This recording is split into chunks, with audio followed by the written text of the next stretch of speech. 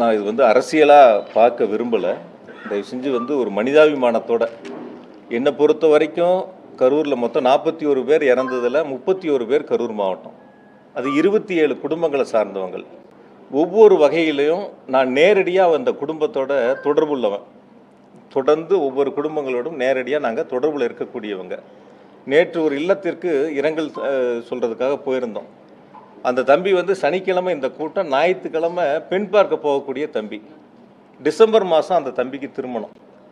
அவங்க குடும்பத்தில் ஒரு கோரிக்கை தேவை இருந்தப்போ என்னை சந்திச்சிருக்காங்க. நான் அவங்களுக்கான தேவைகளை ஏற்பாடு பண்ணி கொடுத்துருக்கேன். அந்த தம்பி எங்களுடைய முப்பெரும் விழாவிலேயே அந்த தம்பி பங்கெடுத்திருக்காரு, கலந்துருக்காப்புல.